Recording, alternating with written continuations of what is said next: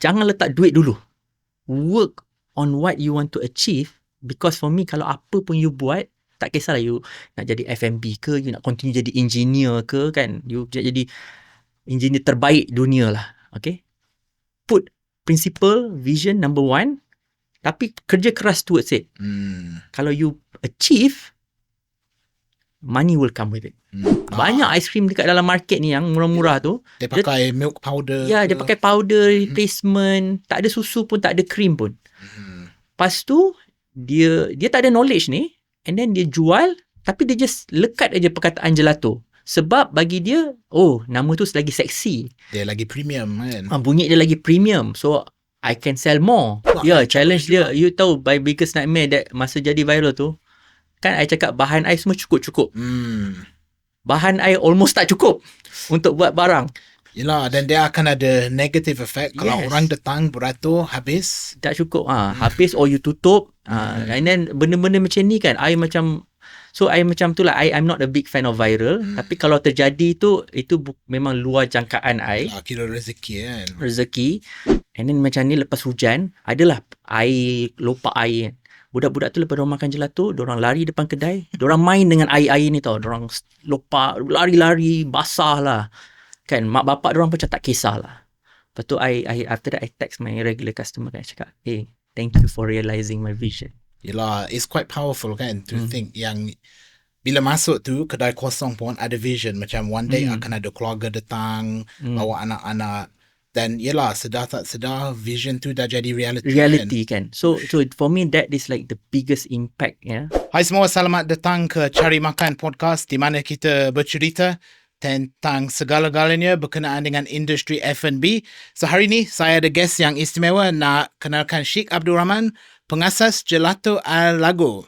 Apa khabar Sheikh? Terima kasih datang. Khabar baik. How are you? Apa khabar? Good. Baik. Bagus ya? Baik. Sihat semua? Sihat. Sibuk sikit, tapi this is a special session, so I buat time just for you, Riz. Thank you. Wow. Thank you. I really appreciate it. Thank you.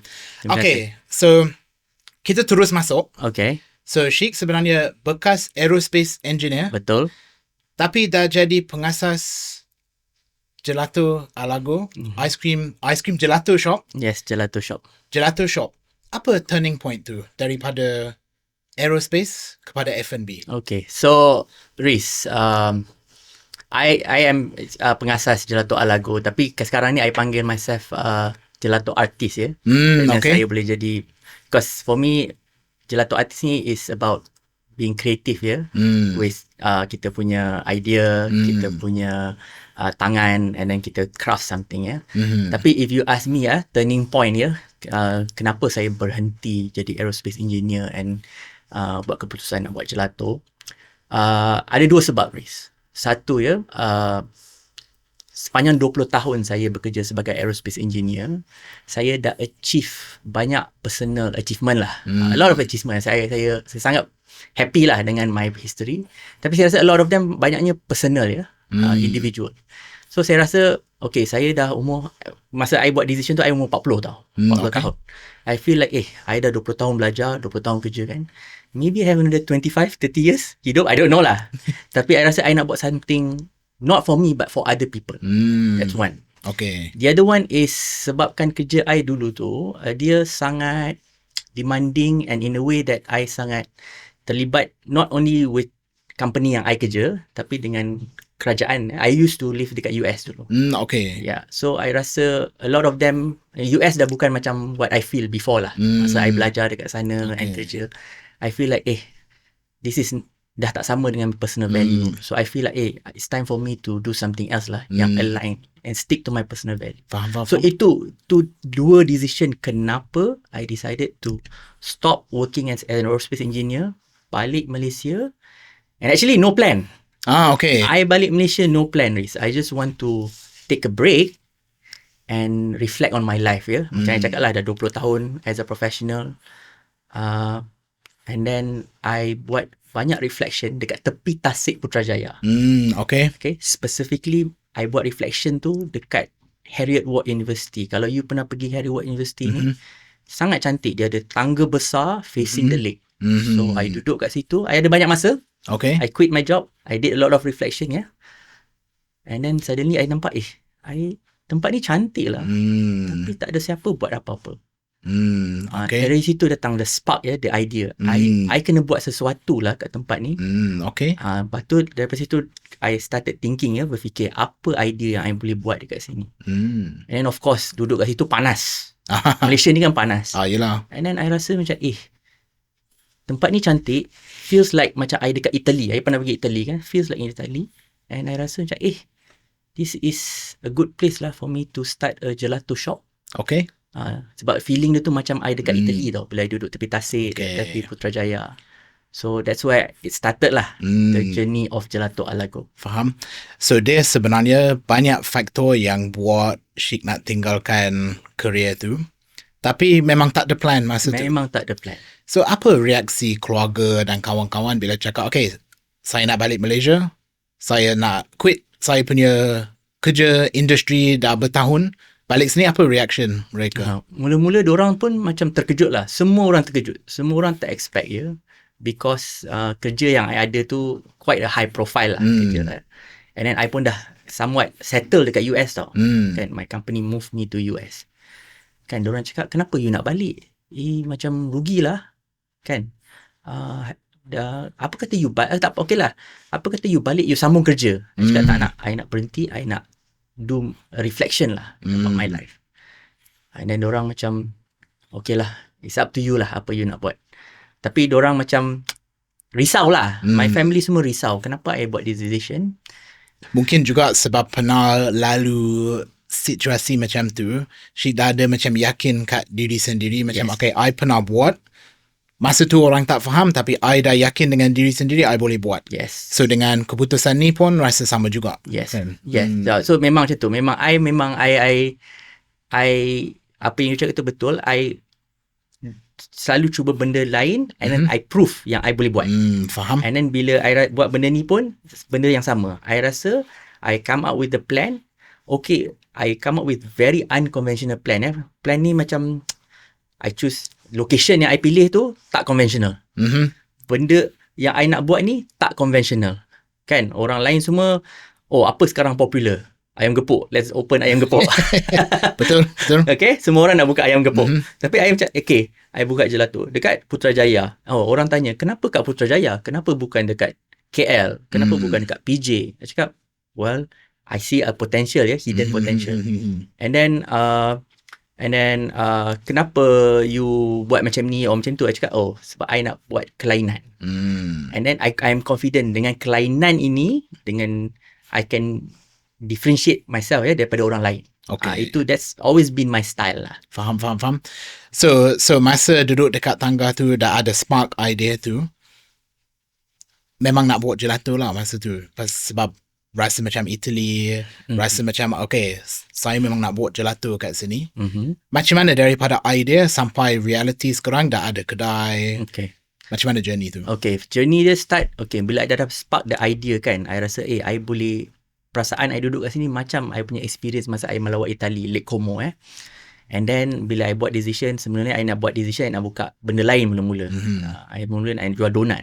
Okay. Tapi bila I fikir benda ni mungkin tak sustainable, and then bila I fikir Malaysia panas, gelato, which is also another Italian, works. I start belajar. Okay, apa-apa I tahu knowledge, I pernah makan gelato, tapi I tak tahu macam mana nak buat good gelato. So journey pertama, I cari guru. I cari cikgu dulu. So I pergi belajar. So I jumpa seorang cikgu dekat Malaysia, I pergi belajar.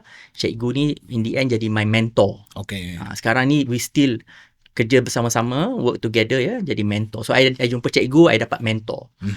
And then lepas tu mentor I tolong I, dia pinjamkan I equipment, and then I start buat eksperimen dekat Malaysia.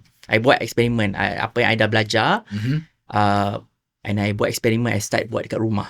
Okay. Tapi orang bagi feedback lah, sedap ke tak sedap ke apa kan. And then I rasa macam okay, and then I pun start try semua gelato dekat Malaysia ni, kat KL lah particularly lah. I pergi melawat, ada yang sedap, ada yang kadang-kadang I tak faham kenapa I tak suka.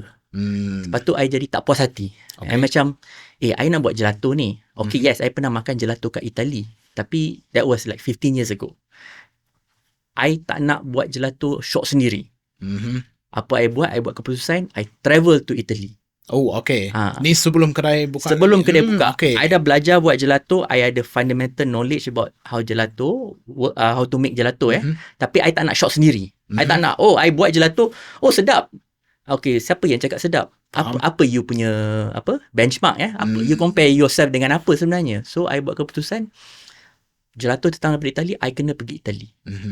So I buat keputusan, I travel to Italy 10 hari. I ada list of 30 kedai gelato yang top gelato shop Diorang kasih rating macam Michelin star. So kalau Italy ni yang sedap ni, dia bagi 3 kon rating dia. Yelah, dia punya standard memang tinggi kan. Tinggi. So kat situ diorang punya produk kan, dia serupa macam ni lah. Kalau you lain, you pernah duduk Malaysia, you dah makan makanan Malaysia, you tahu makanan Malaysia ni macam mana. Tapi you boleh bayangkan tak kalau dekat UK lah kan, ada satu Mak Saleh nak buka kedai nasi lemak, tapi dia tak pernah makan nasi lemak. Betul juga kan. Kita kena rasa dulu, kita kena faham dulu, baru kita boleh buat. So and then dia boleh claim nasi lemak dia paling sedap. You percaya tak kalau dia tak kan. So sama macam I ni, I nak buat gelato, tapi I kena compare dengan apa sebenarnya gelato. So I pergi Italy 10 hari, melawat 30, I try. And then ada certain kedai gelato tu, dia punya chef sangat baik, dia bawa I masuk dapur, dia tunjuk dapur dia. Wow. Because diorang kalau kat Italy tu, bila you dengar orang foreigner nak buat gelato, they are proud. Because gelato ni macam dia punya heritage lah, produk. Faham. Sama macam kita kat sini. Ada Mak Saleh nak buka kedai nasi lemak in UK, orang Malaysia bangga. Faham. So dia orang rasa bangga sampai dia pun bawa masuk dapur. Encourage you. Okay. Dia ajar, dia kasih tahu macam mana dia dapat texture ni, macam mana dia dapat flavor yang bagus. So I pergi 10 hari I makan. 1 hari 5 kedai gelato I visit. Banyak tu. Banyak sampai I tak boleh makan gelato dah. Yelah kan. Hari-hari I makan gelato. Too much of a good thing kan. So and then I tahu, okay, good pistachio gelato rasa dia macam mana. Good milk gelato rasa dia macam mana. Sorbet texture dia macam mana. So benda-benda macam ni I tahu, okay, then I balik, I dah ada baseline. Then I continue buat dekat rumah. And then I started selling kecil-kecilan. I cuba jual dekat pop-up market, farmers market. You bayangkan masa I buka tu, I buka kat farmers market pukul 8 pagi sampai 12 tengah hari. Dalam kepala otak I, ada ke orang nak beli gelato kat Malaysia ni pukul 8 pagi? Kan masih orang cakap, pagi terlalu awal untuk aiskrim. Yelah, sebab selalu dia petang ke kan. Tapi I very selective. I pilih farmers market pun yang very community driven close dengan community yang I nak build, yang faham apa I cuba buat. So the support tu, dia punya sambutan tu sangat encouraging. Okay, bagus lah. And then bila I rasa, okay, and that give me more confidence And then lepas tu I cakap, okay, you know what, I rasa this is about time for me to start renovation, start secure the place yang kan I dah jatuh hati dengan I ada tempat yang I dah jatuh hati. So I terus secure the place, and then slowly, perlahan-perlahan I buat semua benda yang kat kedai tu basically I buat sendiri. From the design, daripada branding, because I memang nak put my heart and soul dalam kedai tu. Yelah, because it's datang daripada your punya vision, your punya idea kan. It's not just setakat another business kan. It's not a business. It's for me kan, dia macam anak I. My wife cakap itu jadi anak I nombor 3.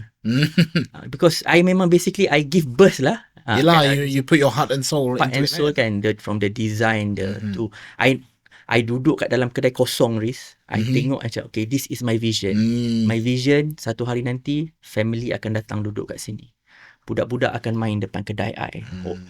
Budak-budak akan pergi dekat kaunter cuba my gelato. So counter dia kena macam ni, very kids friendly. Faham. And then so semua ni vision yang I letak masa I design. So kalau I rasa kalau I hire just professional lah, diorang tak boleh share, diorang tak ada the same vision. Dia punya energy semua lain kan. So I put my heart and soul into creating the shop. So bila orang datang tu, dia sebenarnya evoke emotion, not just the gelato, but bila you masuk you rasa something lah. Faham. Itu yang I cuba nak achieve dekat kedai gelato Alago tu. So yelah, sebab kalau kita dengar kan macam cerita duduk dah fikir, okay, saya memang nak buka kedai dekat sini, mungkin orang ingat, okay, esoknya terus cari lot. Tapi sebenarnya bukan. Vision dah ada. Vision dah. Tapi sebelum buka, betul-betul research dulu, test market dulu, baru buka. Kan? Yes. I research, I belajar, I pergi travel to Italy, I pergi tengok kat sana. Basically, apa perasaan I try nak emulate apa perasaan you pergi kedai gelato dekat Italy tu, I nak bawa. And then, macam bila I tengok dekat kedai tu pun, okay, kalau you pernah pergi kat situ, tak banyak kedai. Kedai banyak kosong, tapi tak banyak kedai yang buka. So, I boleh pilih any shop. Faham. I berdiri depan different kedai. Apa perasaan kat depan kedai ni? Faham. Perasaan dekat depan kedai. In the end, I choose, okay, ini lot yang I nak. Because ada sebab dia. Semua benda very much into the detail lah. Faham. So, itu I punya journey masa I buka tu kan. And then, bila I buka kedai tu, I tak kisah macam okay lah, kalau separuh orang kan, bila diorang buka, diorang buat grand launching I macam, I go the opposite. I buka senyap-senyap. I buka dahulu. And then I inform orang yang pernah beli gelato I masa dekat farmers market ni, korang, kedai I dah buka. Datanglah. So, diorang datang. And because I dah ada relationship with all these people, diorang start bagi feedback. Okay, bagus. Diorang macam, ni okay ni sedap. Kalau ni you buat flavor ni, pistachio ni macam ni sikit, lagi I suka. So, I macam, because these people, diorang dah faham apa I cuba buat. Dan they are the, apa orang kata, target market customers, sebab dia pernah rasa. Kan? And then kalau cakap, kalau kedai ni, kalau you buat benda-benda ni sikit, lagi seronok anak-anak kita datang. So, diorang bagi, memang honest feedback lah. Yelah, kan. So I can continue to refine. Lepas tu baru I launch. Tapi I launch pun senyap-senyap sebab I ni jenis yang I suka organic lah. Faham. I suka grow slowly tapi sustainable ya. I tak suka meletup. So from there I boleh hire enough staff and then I boleh bayar gaji diorang. And then after that bila I tengok the number is growing. Then I boleh tambah staff. And then I boleh. So you bayangkan I start macam mana tau. I buka, I tutup pukul 8. First I buka 10 pagi sampai 8 malam. And then I boleh run the shop kadang-kadang seorang je sebab tak ada customer. Tapi my principle is keep the shop open. Tak ada customer buka. Tapi macam mana kita nak buat macam tu? Dan kita kena smart lah. Kita tak boleh lah hire banyak sangat staff ke dekat awal-awal kan. Tapi bila kita tengok trend tu positif, then kita baru start tambah faham. staff. Macam then, organic kan? Macam organic. And then bila dia dah tambah staff, and then baru I dapat feedback customer yang regular customer diorang cakap, Shay, apa kata you extend sampai pukul 10 malam? I cakap, okay, now I ada orang banyak dah minta. Then I extend sampai 10 malam. Then I tahu bila I extend 10 malam, ada orang yang akan datang. I tak just terus buka sampai 10 malam and then kosong, then rugi. Yelah, kena test dulu kan. Sebab at the end of the day, semua margin kita kan. Cost kita kalau kita nak buka. Kan? And then, so slowly and then now, weekend pun I buka lagi lama, buka lagi awal.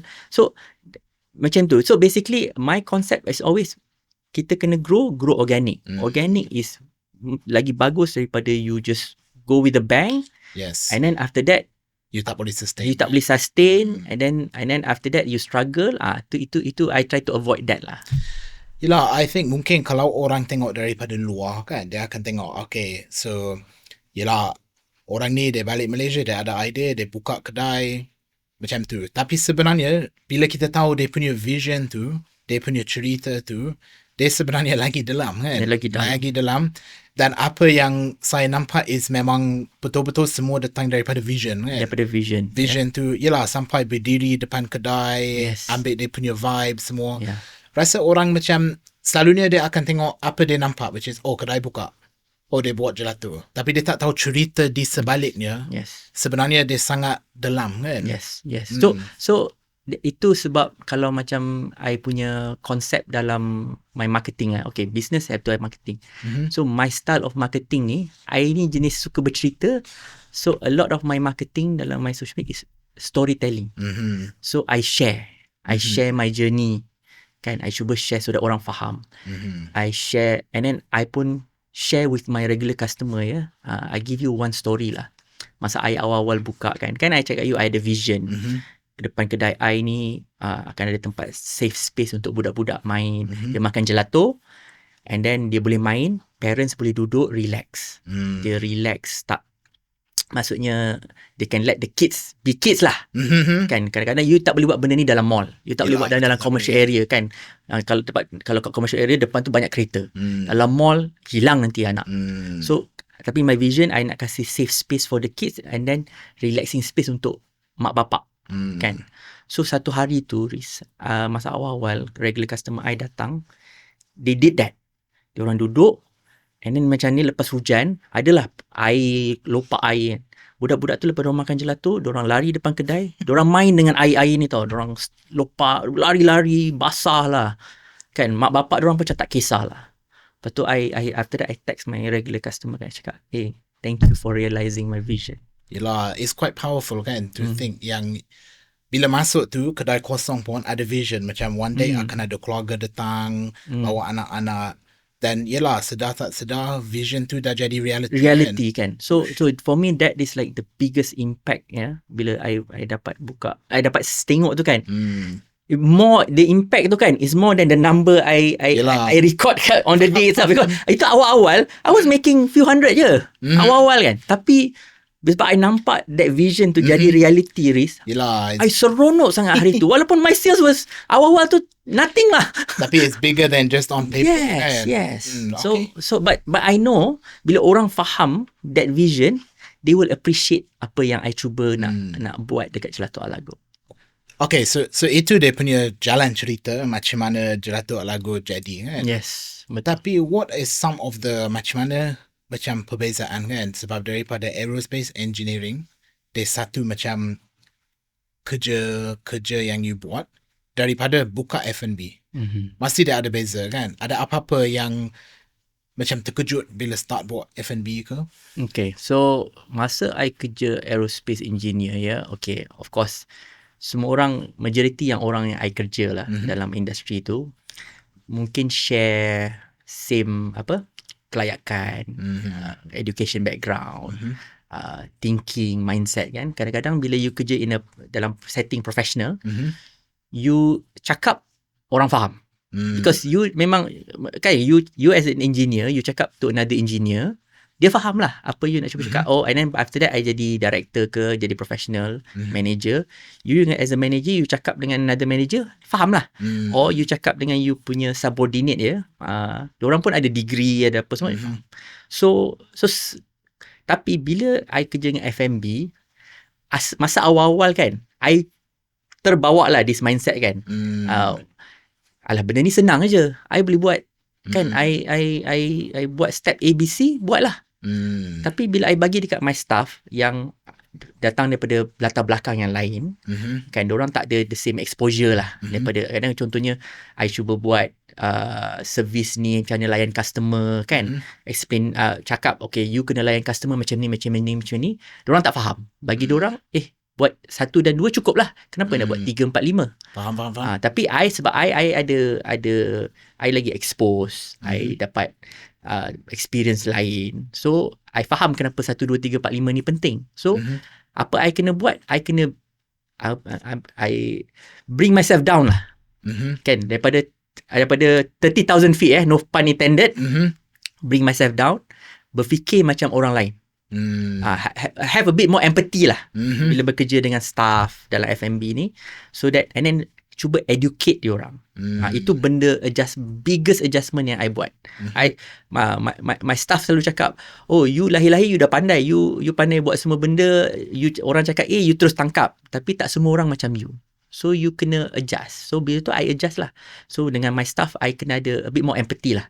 Okay, I tak boleh expect bila I cakap I bagi step, walaupun ada SOP, diorang terus boleh tangkap lah. I kena terima sometimes diorang buat silap. So and then daripada situ I tak akan scold them. I cakap, ni you buat silap, next time you buat macam ni, macam ni, kenapa? So lama-lama diorang improve. So I bring that to. So itu the biggest adjustment yang I buat. The other one is kalau dalam F&B ni, you rasa okay, masa I engineering lah, or dalam professional corporate, you ada full control of a lot of things lah. Kan, you come up with a plan, You ada budget, you buat, you tahu at the end of the project tu things get delivered lah. Okay lah, mungkin ada challenges here lah. Tapi dalam F&B ni ada macam-macam benda yang you rasa you dah plan, dah project. I as engineer, I siap buat redundancy apa semua, prepare extra buffer apa semua kan. Tapi mesti ada benda yang luar jangkaan you lah, benda dah akan jadi kan. Kan contohnya equipment down. Kan you ingat okay, I control cost, bahan I dalam kedai semua cukup untuk 1 minggu, and then I regular order. Tiba-tiba peti ais I mati pukul 10 malam. So I spoil lah, all my milk apa semua, cream tu spoil. Tapi esok I kena buka kedai ni. So apa I kena buat? I kena jadi kreatif lah, how to solve the problem kan. Pukul 12 malam ni I terus start, mana I nak cari bahan pukul 12 malam ni, critical bahan ni, whipping cream I kena pakai ni. I tahulah, supermarket ni buka 24 jam. Pergi lari, I call orang repair peti ais, I ada second peti ais semua. So kita ni kena jadi jack of all trade lah kadang-kadang lah.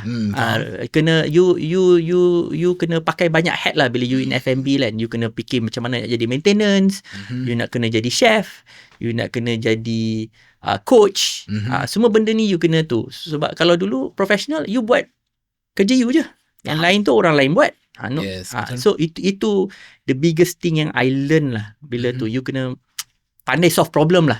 Yelah, sebab I think kalau engineering selalunya makin lama you jadi makin specialist kan. Specific, ya. Macam apa, you ada specialist knowledge ke special area, tapi bila kita jadi business owner, kita kena jadi generalist. Generalist, kan? yes. Kita kena faham semua area kan. Yes. I kena faham macam mana nak troubleshoot peti ais. I ada banyak peti ais dalam tu kan. I kena faham macam mana nak cari bahan pukul 12 tengah malam ni kalau I short of bahan. Walaupun I ada supplier tak boleh hantar dah pukul 12 kan. You call supplier dah tidur. Siapa nak layan? Siapa nak layan kan? Kalau you order esok pagi pun, paling cepat pun the next day dia akan hantar. Betul. So tapi I kena run ni. So benda ni yang people kena faham lah. Kadang-kadang orang tengok bila kita buka F&B ni kan dalam social media, seronok. Very very cute, sexy, sibuk. Tapi dia tak nampak yang benda-benda yang you tak post dalam social media ni lagi banyak. The reality. The reality ni you tak nampak sebenarnya. So itu yang orang kena faham lah. Apa yang you nampak on the surface of social media, especially dalam F&B tu, itu tu macam 10-20% je lah. Yelah, betul. yang benda-benda yang tak glamour tu orang tak post. Betul. Yelah, selalu orang post highlights je. Tapi Sheikh tak rasa berat ke yang responsibility tu, which is, okay, this is my business kan. Kalau contoh kan, pukul 12 malam, tak ada cream, tak ada susu semua kan. Tak rasa berat ke yang tanggungjawab tu, which is, if I don't do it, benda tu tak jadi ke, tak jalan ke? Memang sangat berat. Tapi bila you buat sesuatu yang you believe macam I cakap lah, I believe in my vision kan. You rasa dia kasih vision, bila you ada yang clear vision apa you nak achieve tu, this vision ni kasih macam extra motivation tau. Dia macam I selalu cakap kan, kalau I tak buat ni, boss I akan marah. Dia macam kita kerja dulu lah. Tapi siapa boss you? Satu is myself. Two is actually my vision. And then the other thing ni, I satu benda yang I rasa I hold strongly lah. I tak nak disappoint my customer. Kalau contohnya macam kalau I ada masalah terpaksa tutup kedai tu, for me, I disappointed, tapi customer I akan jadi lagi disappointed. So itu yang give me motivation. Yes, betul. You cakap betul. Benda ni sangat berat. Kan, I spend a lot of time. Okay, masa I kerja corporate pun I kerja banyak. Tapi sekarang ni pun bukanlah hidup I jadi lagi senang lah. Orang cakap bila you buka bisnes, you jadi boss, you boleh relax, or you ada masa, ada orang kerja untuk you. No, tak. You kalau you jadi macam tu, bisnes you tak lama lah. Sorry to say. Betul. Tapi kalau you put your heart and soul into it, itu yang akan kasih you this extra push, the extra motion. Apa-apa jadi pun you kena selesaikan masalah ni. Sebab you dah tahu apa your vision, dan you dah willing to do what it takes. Kan? Yes. Macam mana kan, sebab yelah, kalau business F&B dia ada team kan. Yes. Dan memang tak boleh buat semua seorang kan. Ya, betul. Macam mana you nak sampaikan vision dekat team tu supaya dia pun rasa macam motivated untuk achieve vision tu? Okay. Satu, macam ni lah, I suka bercerita. So, dengan semua I punya team member, I suka bercerita. Dorang, daripada awal dorang datang, I ada buat proper onboarding. I explain to them, kenapa I buka kedai ni. Kenapa kita kat sini. Kenapa my vision, I letak ada stiker on my sticker. My vision is made honestly. Dibuat secara jujur. Kenapa kita kena, apa yang kita bagi dekat kedai ni, everything semuanya benda yang jujur. Daripada service ke produk. So and then you as a team member, you kena jujur dengan I. I as a boss kena jujur juga dengan you. So benda-benda macam ni yang I ketengahkan from the beginning. So dia faham the vision from day one. Kemudian I ni suka bercerita, so I engage with my you guys, kalau you kerja kat sini, this is not just a job. Use this, gunakan peluang ni as an opportunity untuk you guys grow. You akan jumpa ramai orang. And I suka ambil apa? I suka ambil satu orang local as in local Putrajaya local. Dua is student. I dekat university kan, so I hire student and I give diorang punya opportunity as a platform untuk diorang grow diorang punya experience career. So bila diorang faham sebenarnya kerja kat tempat and of course I also bayar dengan setimpal lah. Because I jenis yang I tak suka kalau ambil kesempatan lah, you bayar gaji murah ke and then maximize profit ke. I nak diorang rasa diorang dibayar secara setimpal. So because of that, I cakap you guys, ini semua opportunity untuk you. So daripada situ diorang faham and dari situ diorang boleh faham, they will give diorang punya 100% lah bila diorang ada kat kedai I. And then daripada situ I groom them and then slowly ada yang boleh take the responsibility untuk buat opening, ada yang take responsibility untuk bantu I buat gelato, ada yang can take responsibility about do scheduling for me. So benda-benda macam ni lah. So I groom them. Faham. Yeah. So yelah, okay. Pasal vision, pasal team, the goal dekat situ memang satu lah. Memang dah tahu apa vision, where you are going semua kan. Macam mana nak balance tu dengan reality of running F&B, which is ada cost, kena fikir profit, kena fikir margin semua. Macam mana balance benda tu dengan vision? Sebab a lot of people kan, dia akan kejar vision sampai dia lupa the business part. Kan? Tapi di sebaliknya, ada orang yang kejar the business part sampai tak ada vision. So, kalau kita terlalu ke satu arah, memang akan mati business. Macam mana nak balance dua-dua tu? Okay. So, kalau my business, ada 3 benda yang I pegang secara kuat lah. Benda ni, maybe I mungkin akan hold mungkin lambat lagi baru I akan hand it over to someone lah. 3 benda. Satu is cost control. Okay. Benda ni I monitor, boleh nak kata daily pun weekly, monthly memang I akan monitor. I make sure kan, kalau dalam F&B ni kita kalau kita belajar kan, ada certain percentage ni kita patut allocate untuk cost of goods. Yes. Ada certain percentage kita allocate untuk staff cost. Ada certain percentage kita allocate. So benda-benda macam ni, this general rule ni I monitor very very closely. Okay. Itu satu. Dua is marketing. Marketing ni pun satu benda yang I hold dearly because and I buat schedule. Okay. I kena regularly engage dengan I punya audience. Sebab remember, my business is about vision. I kena selalu emphasize vision I baru orang faham. Itu lagi satu. And then yang ketiga is system. I continuously monitor, I get feedback.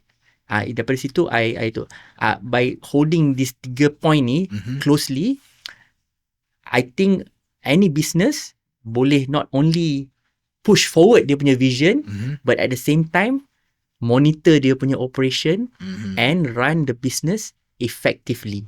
So benda ni 3 ni any business owner kena buat. Okay. You tak boleh macam macam you cakap lah, I kerja duit je, you tak letak you tak allocate your time on marketing ke or on promoting your vision ke, nanti something will happen. And then kalau you tak again put on emphasis on creating system yang you boleh run the business. Without you, eventually akan ada problem. So for me, any business owner, 3 perkara ni kena sentiasa you hold dearly to yourself. Yelah, sebab mungkin orang dengar cerita Sheikh tadi kan pasal vision, macam dia rasa inspired kan. Tapi kalau terlalu fokus dekat vision, kita lupakan control dekat sini, bahaya juga kan. Ya, betul. So macam tu lah I cakap, dari sini I ada actually bawa my engineering mindset sikit lah. So bila I run the business tu kan, I ada multiple key suppliers. Yang key suppliers ni I untuk tolong I ensure continuity lah of bahan lah. Faham. Kalau supplier ni ada problem, kita ada supplier B untuk bantu. Itu satu. 2, cost also. Bila kita ada multiple supplier, kita boleh do comparison on cost. Yes. Itu benda yang tu. You jangan just, okay, kita ada satu supplier, kita work dengan dia je lah. So kalau apa-apa jadi, barang harga naik, you akan ada problem. Itu that's tu. So benda-benda macam ni, and then I punya style pula, I suka buat this concept of just in time. Ini just in time ni is an engineering term. Yes, betul, just in time. You just hold stock cukup.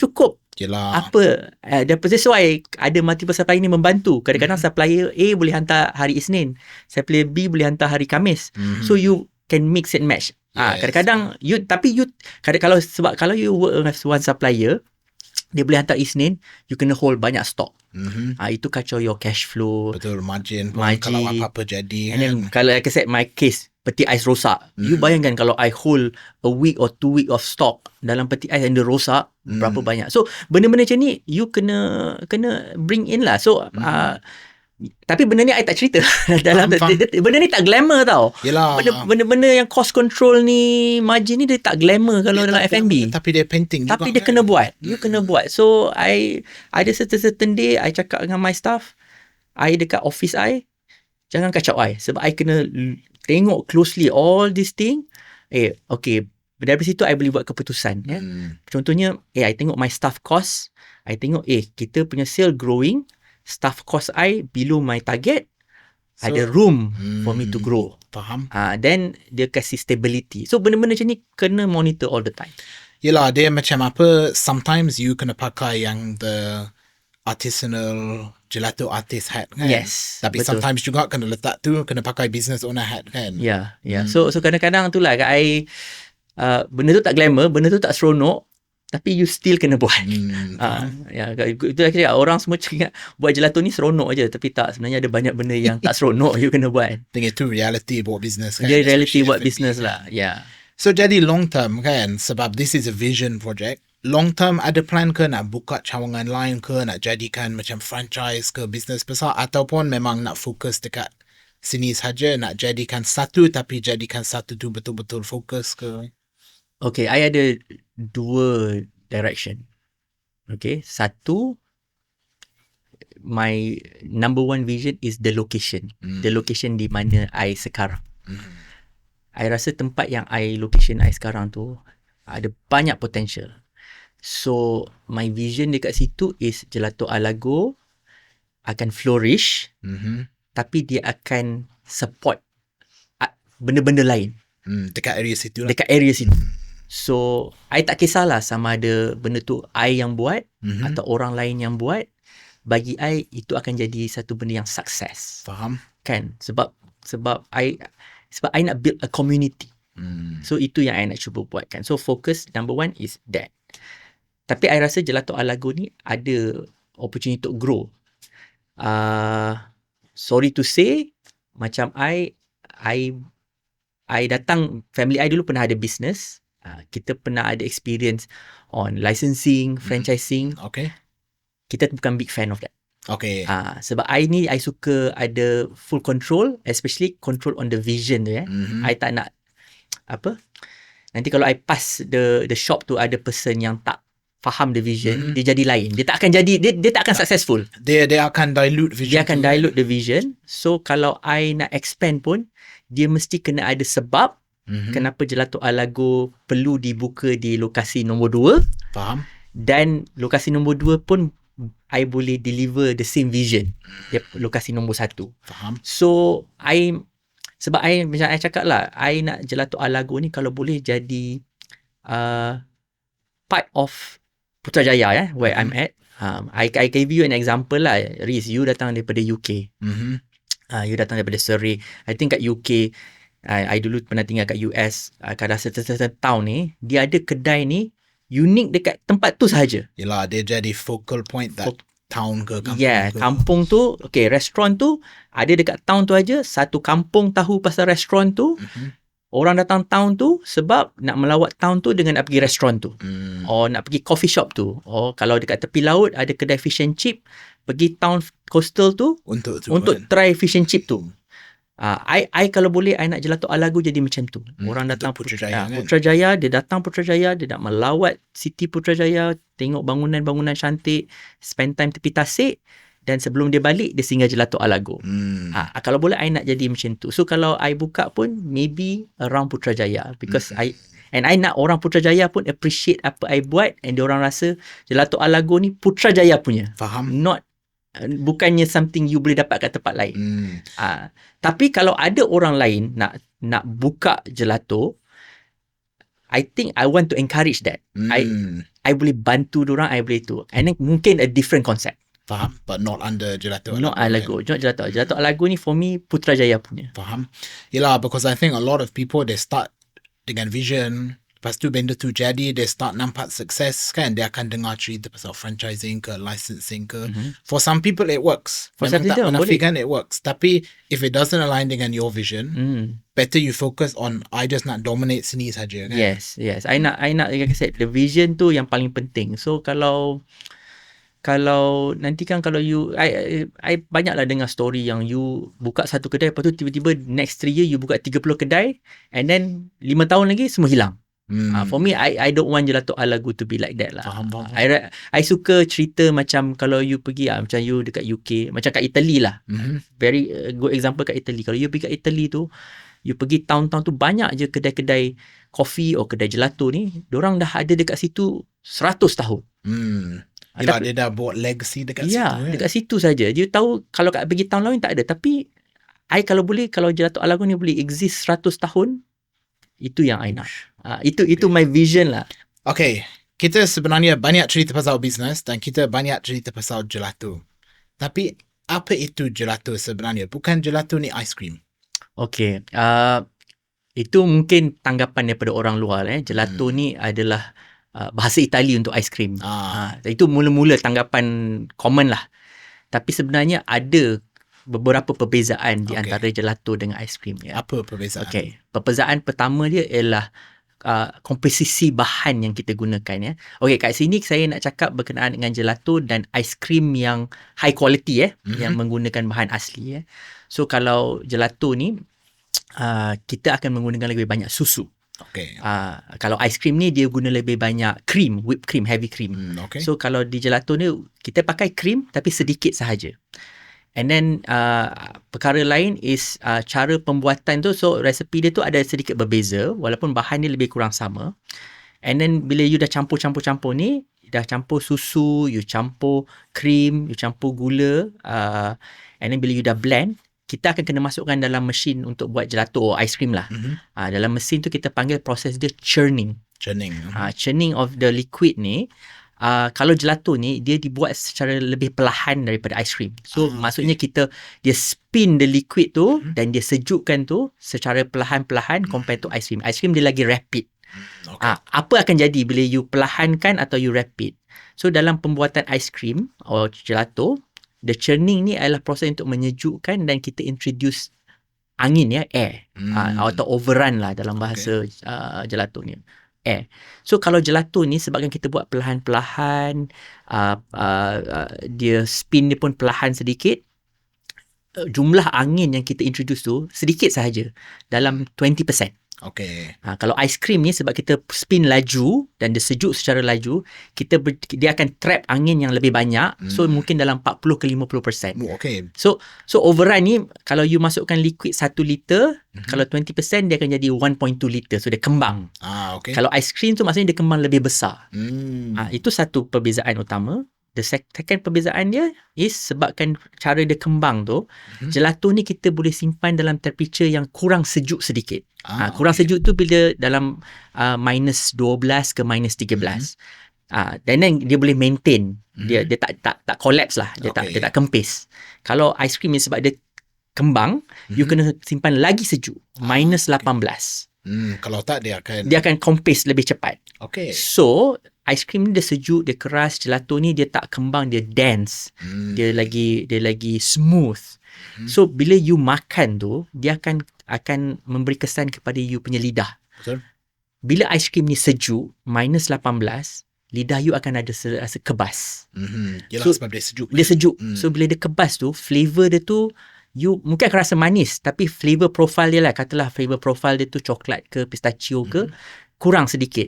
Tapi sebab gelato ni dia serve dia kurang sejuk, and then dia itself lagi dense lagi padat. You makan, dia terus cair, so flavor profile dia tu lagi kuat. So you akan rasa macam wow, bila I makan pistachio tu, I macam rasa macam makan kacang pistachio dalam lembut, very smooth.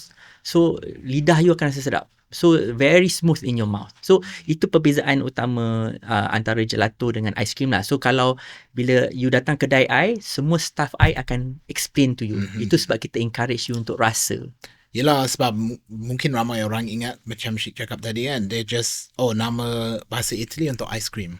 Tapi sebenarnya banyak beza. Banyak perbezaannya. Dan yang kita betul-betul akan nampak bila kita rasa tu. Yes. Yeah. Tapi ada ke ramai orang jual ice cream tapi dia kata gelato sebab dia mungkin dia sendiri tak tahu beza tu. Okay. So itu sebab I think masa ada awal-awal tadi ada cakap bila I nak buat gelato tu, I pergi Italy. I experience the real gelato I rasa sebab I tak nak shop sendiri buat. So kalau dekat luar ni, apa yang I belajar lah bila I cuba rasa, ada dua group of people. Satu memang dia belajar buat gelato, or dia belajar buat ice cream. Dia menggunakan bahan-bahan yang quality lah. Tapi mungkin bila dia belajar tu, mungkin dia kurang pendedahan lah. Mungkin dia tak ada peluang pergi Italy untuk rasa apa rasa sebenar gelato. Ataupun resepi dia tu dia tak nak dapat. Kita panggil ni balance tau. Bila kita buat gelato ni, kita kena balance. Kita balancekan texture, rasa, kemanisan. Itu benda yang kita kena achieve. So, dia mungkin tak dapat nak balance properly. So, dia jadi subpar lah gelato dia. Tak dapat the right, terlalu lembut ke, terlalu keras ke, mungkin itu problem. Tapi at least dia orang cuba. Yelah. I boleh faham. Dia benda ni kena require practice and kena belajar lah. Macam I tak pernah berhenti belajar. Tapi ada juga orang yang memang tak kisah pun. Dia pergi kilang, dia beli je ice cream, any ice cream. Some of them ice cream yang dia pakai tu full of artificial flavor, tak ada susu pun. Banyak ice cream dekat dalam market ni yang murah-murah tu. Dia pakai milk powder. Ya, dia pakai powder, replacement, tak ada susu pun, tak ada cream pun.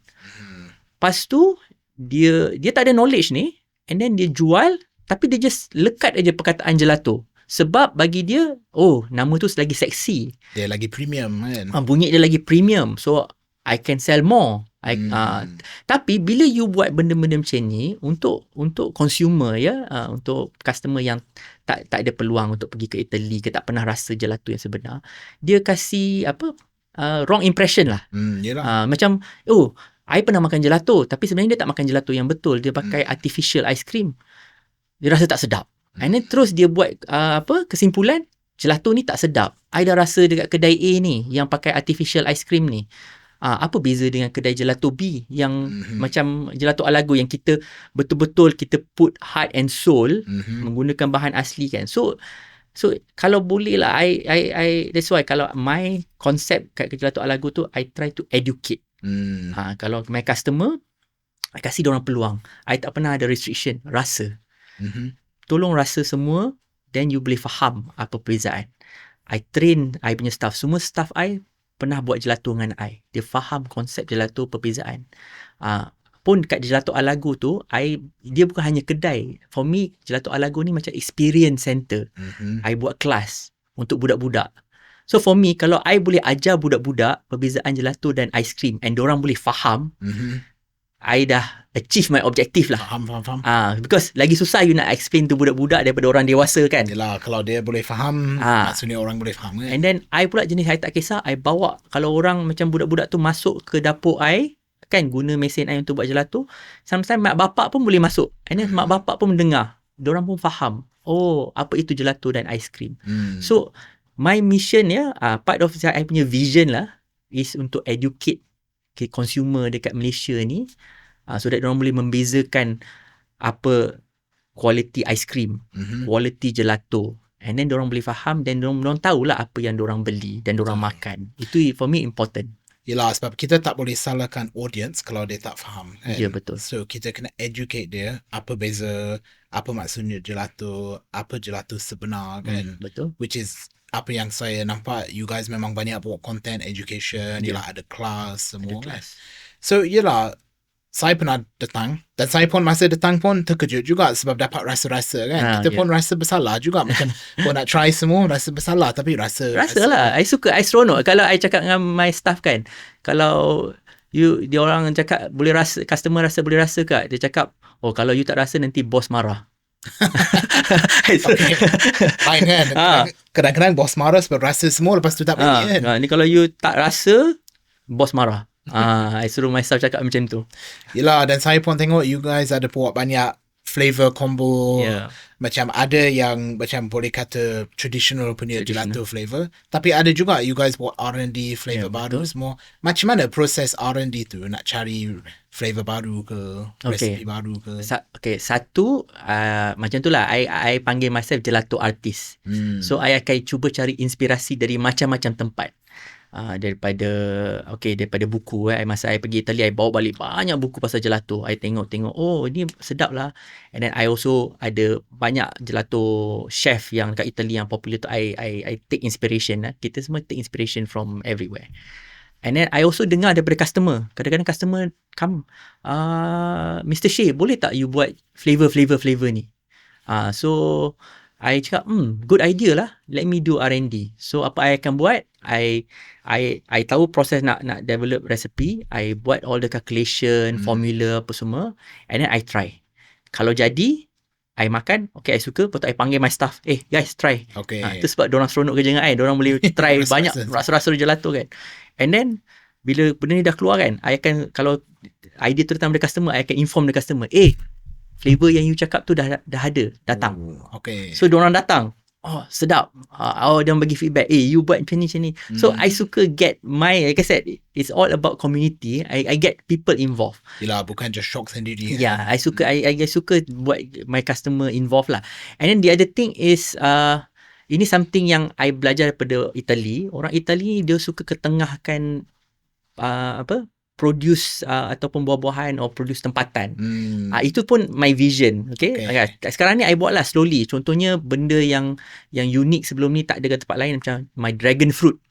Dragon fruit sorbet itu macam sebab I kat Putrajaya, dragon fruit banyak datang dari Sepang, sebelah saja. Yelah, dekat kan. So fresh, I buat sorbet dragon fruit. So kalau kat Italy tu benda tu jadi exotic, tapi kat sini normal. So I ketengahkan benda-benda macam tu, buah-buahan, tempatan, bunga telang. Yelah, saya pernah rasa yang tu bagi saya sangat unik. Bunga telang is tu. Tapi kelakarnya my first time I cuba bunga telang tu kat Italy. Kat sana bunga telang tu jadi exotic. Tapi kat sini it's normal. Yelah, it's ketengah kan. Masakan kita lah. Yelah, baru nak cakap masakan kita. Bukan masakan kita lah, tapi masakan sini lah. Masakan Malaysia. Apa, masakan kita.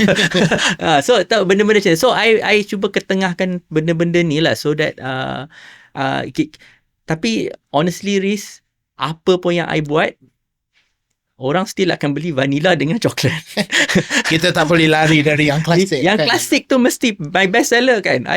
Kalau I tak ada coklat kan, kadang-kadang customer complain, mana coklat? Cakap dah habis lah hari ni, you try lah different flavor. Tak boleh, I nak coklat juga. Okay lah, I kena buat coklat. So yelah, dia memang akan ada yang nak yang standard kan. Ada tak pernah R&D apa-apa flavor yang memang tak jadi?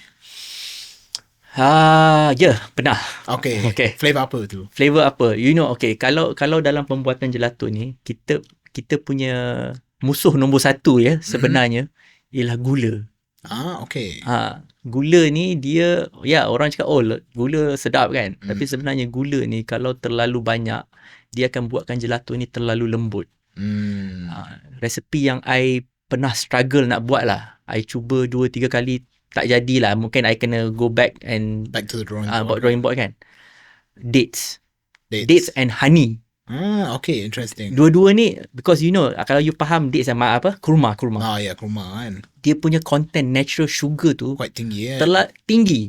So you masuk aje, dia terus jadi lembik.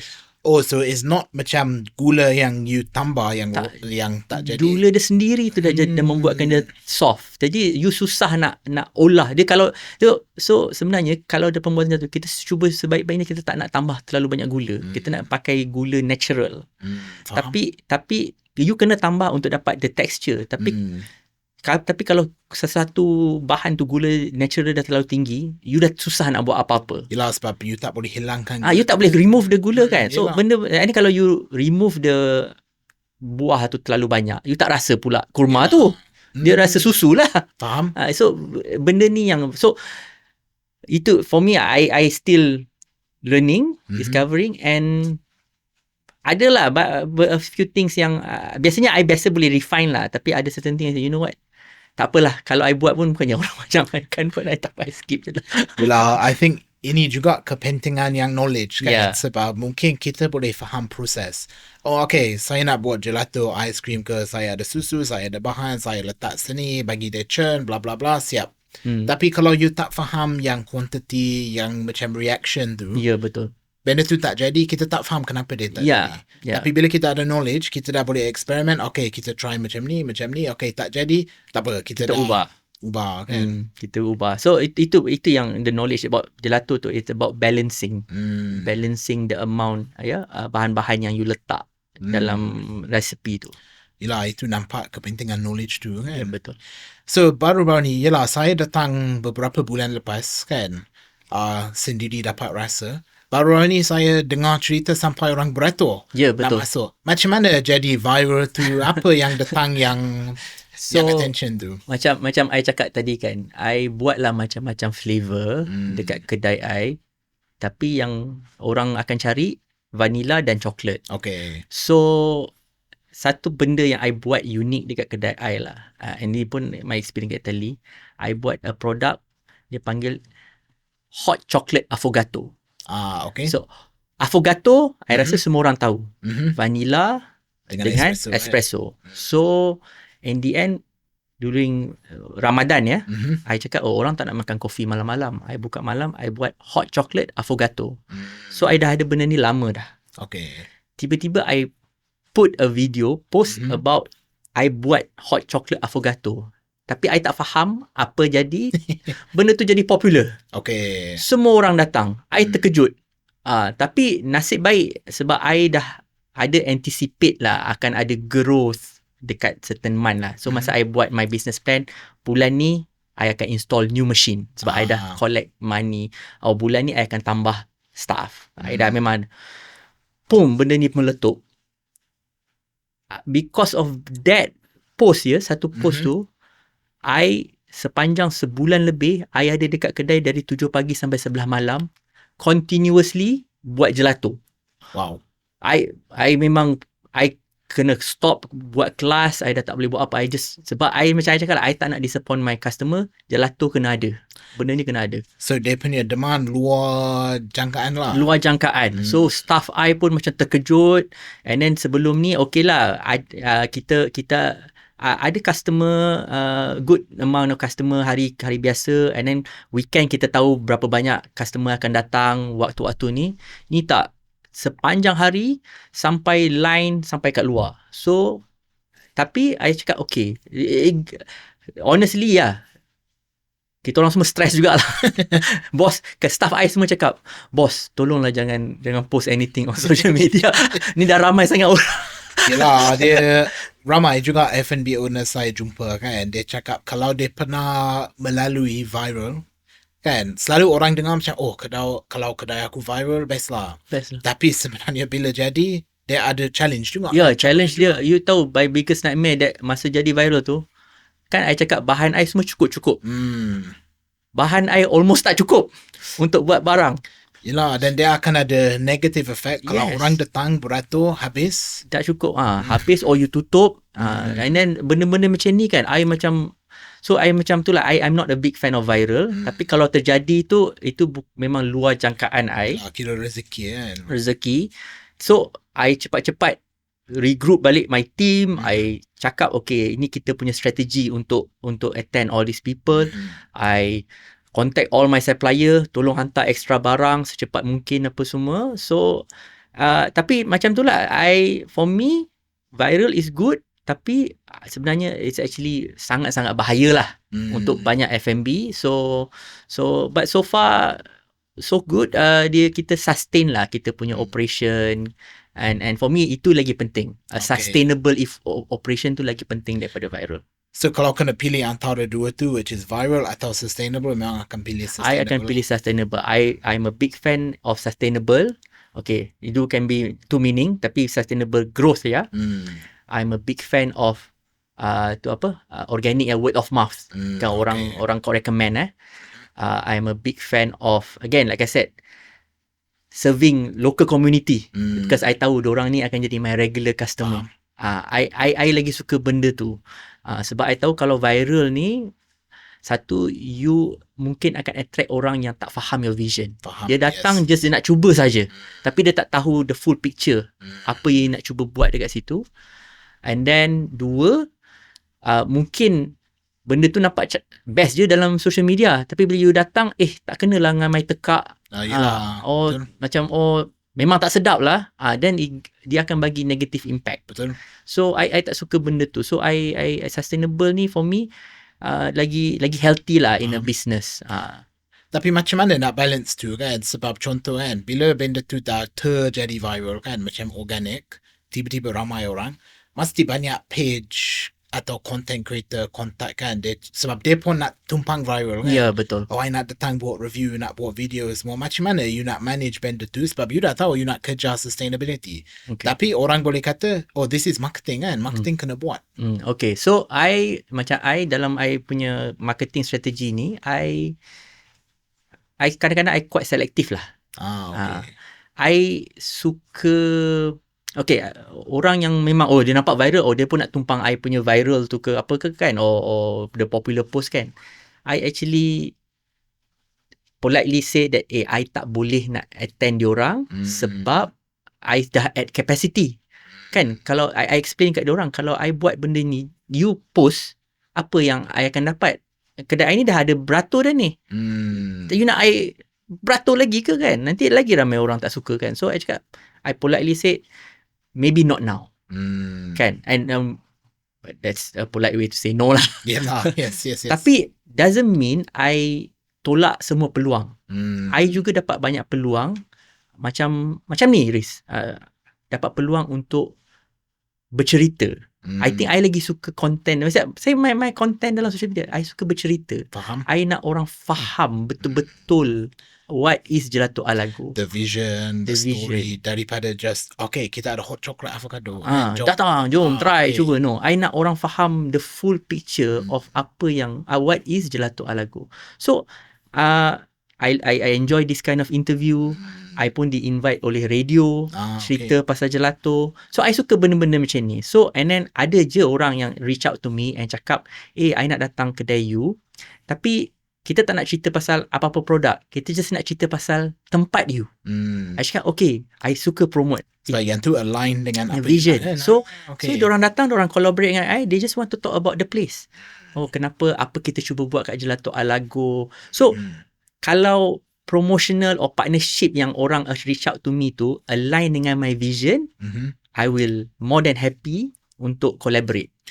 I think it takes a lot kan untuk jadi yakin dengan diri sendiri, business sendiri, dan confident dengan apa kita buat untuk cakap, okay, minta maaf, kita tolak secara baik kan, instead of macam, okay, ada peluang, aku ambil. Bahaya juga kan. Tapi it takes a lot to turn it down kan. Yeah, like I said, I and then the other thing is tu lah, I tak nak over promise. Kadang-kadang kalau kita buat konten-konten yang salah kan, by claiming yang kita ada benda paling sedap, Bahaya juga. Bahaya dia for me. I risau. I cakap, siapa, who are you, who am I to judge I ada benda paling sedap dekat kedai I. Betul. I nak you, okay, you faham apa yang I cuba buat, you datang, then you agree benda ni sedap, that is up to you to promote to orang lain. Betul. For me, my concept is like that. Yelah, saya boleh relate juga sebab itu antara sebab saya dah step back from food review, cara macam tu. Sebab bila kita promote ataupun market, kan, kita cakap, oh inilah gelato paling sedap, nasi lemak paling sedap juga. Kita boleh faham dekat orang masing-masing. Takkan selera kita kena dengan selera orang, kan. Betul. Actually, saya lagi suka macam ni. Kita cerita pasal story, vision semua, kan. At the end of the day, orang datang, dia rasa kalau kena dengan tekad dia, it's good. It's good. Kita dah tahu, mungkin ada orang dia lagi prefer ice cream artificial, kan. Ya, betul. Okay, tak salah pun. Tapi maybe dia tak align dengan apa kita buat. Ya, kan? betul. So that's why I biar, macam I punya, kalau kat kedai I pun, I tak pernah minta orang bagi I review. Tapi I tahu kalau orang bagi review on Google ke, memang betul-betul dia berpuas hati atau dia ada problem dengan kedai I. So kalau dia ada problem dengan kedai I will look at the review and I actually akan reach out to orang tu. Actually you ada problem ke? Apa problem you? Okay, I try to solve. Yelah, part of getting that feedback. Yeah, kan? Sebab for me, made honestly tu termasuklah getting honest review daripada customer. Betul-betul. Instead of just review nak promote. Kan? Ya, betul. Jadi, okay, dalam apa yang kita discuss ni, banyak kita discuss pasal vision, tapi dalam masa yang sama nak kena jaga business punya side juga, kan. Betul. Apa nasihat untuk orang, mungkin orang muda ke, mungkin ada orang daripada engineering background juga ter-inspired nak buka business sendiri, dengar, apa nasihat untuk mereka? Okay, so pertama I share my experience, my journey lah. Masa I engineer, I kerja before, kan. I ni suka ambil tahu. I ni suka ambil tahu, I suka observant. I ada minat nak belajar pasal apa orang lain buat. And so kalau any aspiring lah engineer nak jadi F&B ke, atau orang nak jadi F&B, kan. First thing first, keluar, cari pengalaman, observe, belajar daripada orang lain. Maybe kalau you pergi restoran ke, kan, you duduk, jangan hanya tengok makanan. Tengok everything about the restaurant. You perhatikan waiter, you perhatikan service, you perhatikan. So, benda-benda kecil-kecil ni yang for me lagi penting you go out and belajar. Tu number one. Kan, you and then kalau katalah you engineer, kan, you ada peluang untuk travel, kan.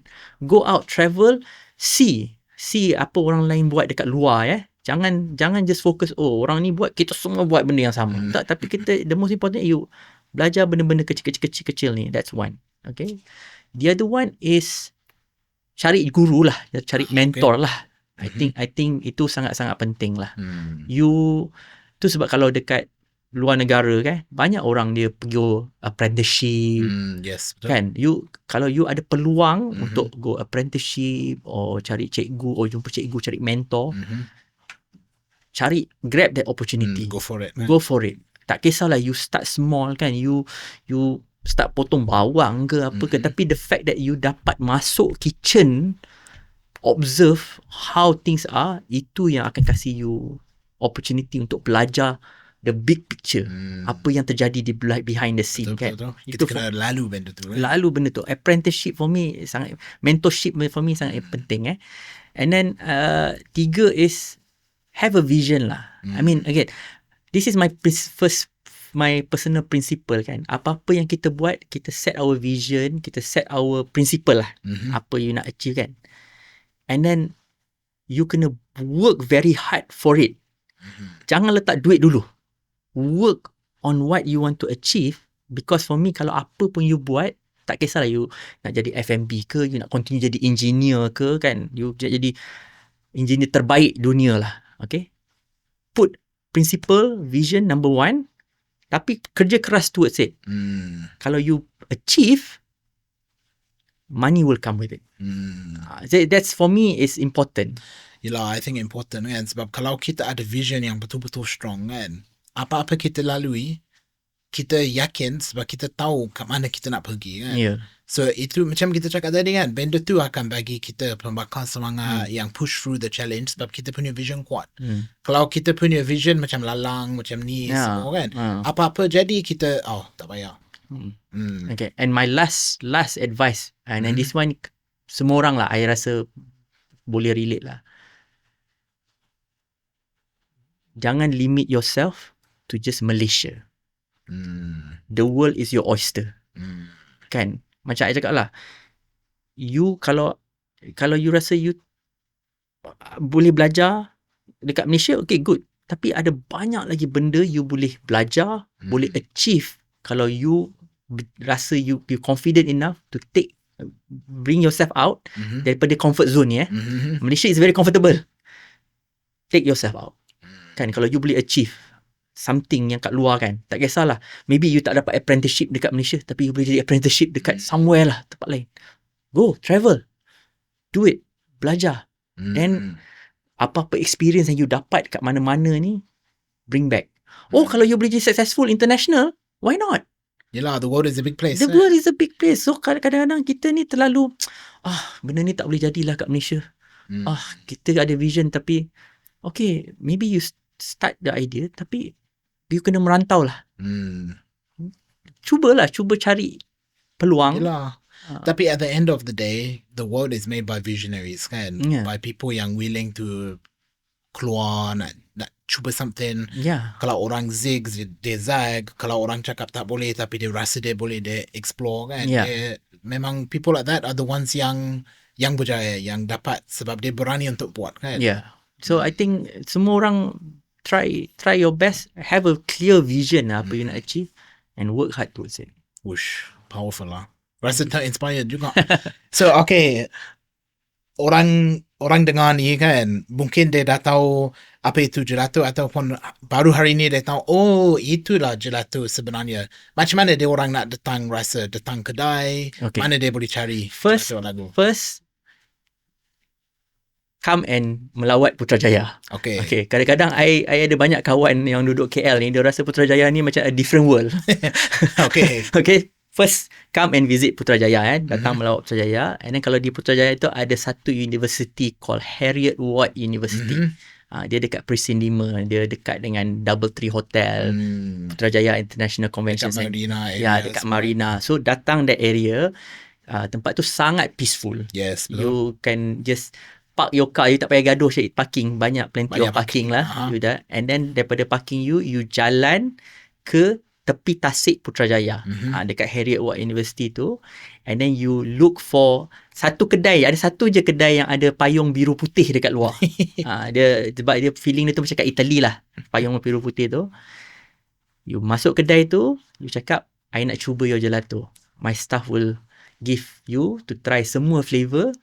Then you know the real feeling of makan gelato tepi tasik di Putrajaya. Dan saya sebagai orang yang memang pernah lalu benda tu, jalan tepi tasik, nampak apa yang payung biru, semua rasa gelato, jom masuk. Memang kena pergi sana untuk dapat feel tu kan. The feeling tu you tak boleh dapat dekat tempat lain, hanya dekat situ je. And then dekat kedai I ada satu tagline, I rather be having gelato by the lake. So because ada satu tempat je you boleh makan gelato tepi tasik. Which is gelato Alago. Which is gelato Alago. Dan yelah, kalau orang tengok video ni dan nak follow semua, kita akan bagi link Instagram. Mana tahu orang nak tengok, dia nak belajar lebih sikit pasal gelato, nak tengok flavor-flavor. Saya juga nak ucap terima kasih banyak-banyak sudi datang. Saya tahu sekarang memang busy kan? Tapi thank you so much for coming. Terima kasih. Terima kasih juga bawa gelato. Yes, please try. I just want to belanja semua kru kat sini untuk cuba gelato saya. Tapi like saya cakap, gelato tu is half of the experience. Lagi separuh experience tu kedai tepi tasik. This is just a small taster kan? Yes, small taster. So tapi terima kasih banyak-banyak Syed sudi datang. Thank you. Kita jumpa lagi dekat kedai. Saya pun nak masuk gelato kelas.